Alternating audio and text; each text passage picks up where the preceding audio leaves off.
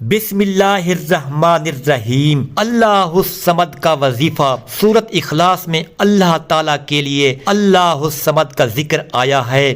قل هو اللہ احد اللہ الصمد۔ اللہ الصمد وہ ذات ہے جو بے نیاز ہے اور تمام مخلوقات اپنی حاجات کے لیے اس کی طرف رجوع کرتی ہے۔ اللہ تعالیٰ کو الصمد کہنا اس بات کو گواہی ہے کہ وہ وہی واحد ہے جو کسی کی مدد کا محتاج نہیں بلکہ سب اس کے محتاج ہیں۔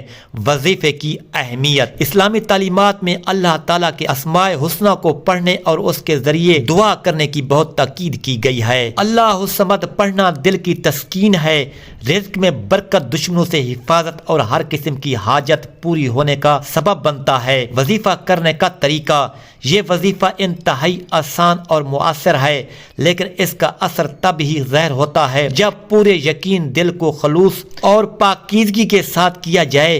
طریقہ وظیفہ۔ نمبر 1، پاکیزگی کا اہتمام کریں، وضو کریں اور صاف کپڑے پہنے۔ نمبر 2، درود ابراہیمی۔ وظیفہ شروع کرنے سے پہلے اور آخر میں 3 بار درود ابراہیمی پڑھیں۔ اللہم صلی علی محمد وعلی آل محمد کما صلیت علی ابراہیم وعلی آل ابراہیم انک حمید مجید۔ نمبر 3، اللہ الصمد کی تلاوت 313 بار اللہ الصمد پڑھیں۔ نمبر 4، دعا۔ اللہ تعالیٰ سے اپنی حاجت کے لیے دعا کریں اور دل میں یقین رکھیں کہ اللہ تعالیٰ آپ کی دعا قبول فرمائے گا۔ نمبر 5، درود ابراہیمی۔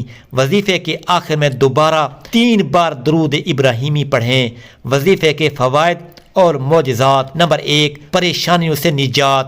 اگر آپ کسی مشکل یا پریشانی میں مبتلا ہیں تو یہ وظیفہ دل کو سکون اور پریشانی سے نجات دیتا ہے۔ نمبر 2، رزق میں برکت۔ جو لوگ معاشی مسائل سے دوچار ہیں ان کے لیے یہ وظیفہ رزق میں برکت اور مال و دولت کی فراوانی کا ذریعہ بنتا ہے۔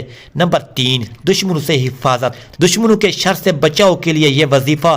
کسی دشمن یا حاسد کی طرف سے خطرہ ہو تو اس وظیفے کو پڑھیں۔ نمبر 4، دل کا سکون اور اطمینان۔ اللہ الصمد کا وظیفہ دل کو سکون بخشتا ہے اور روح کو پاکیزگی عطا کرتا ہے۔ نمبر 5، جائز حاجات پوری ہوتی ہے۔ جو شخص جائز حاجت کے لیے یہ وظیفہ کرتا ہے اللہ تعالیٰ اس کی دعا کو قبول فرماتے ہیں اور حاجات پوری کرتے ہیں۔ نمبر 6، روحانی قوت میں اضافہ۔ یہ وظیفہ روحانی قوت کو بڑھاتا ہے اور اللہ کے قریب کا ذریعہ بنتا ہے۔ نمبر 7، گناہوں کی معافی۔ جو شخص دل سے توبہ کرتے ہوئے یہ وظیفہ کرتا ہے اللہ تعالیٰ اس کے گناہوں کو معاف فرماتے ہیں۔ وظیفے کے اصول و ضوابط۔ نمبر 1، نیت میں اخلاص۔ وظیفے کو محض اللہ تعالیٰ کی رضا کے لیے کریں، نہ کسی دنیاوی نمود و نمائش کے لیے۔ نمبر 2، استقامت۔ وظیفے کو مستقل مزاجی سے کریں، کم از کم 7 دن یا 21 دن تک پابندی سے کریں۔ نمبر 3، صبر و شکر۔ دعا کی قبولیت میں تاخیر ہو تو مایوس نہ ہوں بلکہ صبر کریں اور اللہ تعالیٰ کا شکر ادا کریں۔ وظیفے کے تجربات اور مشاہدات۔ بہت سے لوگوں نے اللہ الصمد کے وظیفے کو اپنی زندگی میں آزمایا ہے اور حیرت انگیز نتائج دیکھے ہیں۔ بعض لوگوں نے اپنی رزق کی تنگی کو ختم ہوتے ہوئے دیکھا، کچھ نے اپنی بیماریوں سے شفا پائی اور کچھ کو ایسی کامیابیاں ملیں جن کا وہ تصور بھی نہیں کر سکتے تھے۔ وظیفہ کرنے کے اہم نکات۔ نمبر 1، ایمان کی پختگی۔ اللہ پر کامل یقین رکھیں کہ وہی تمام مسائل کا حل نکال سکتا ہے۔ نمبر 2، گناہوں سے اجتناب۔ وظیفہ کرتے ہوئے گناہوں سے بچنے کی مکمل کوشش کریں۔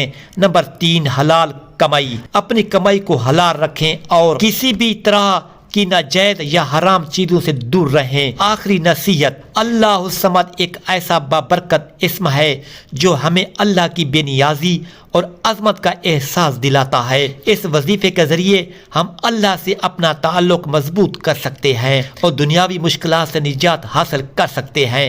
یہ وظیفہ صرف دنیاوی فوائد کے لیے نہیں بلکہ آخرت کی کامیابی کے لیے بھی بہت اہم ہے۔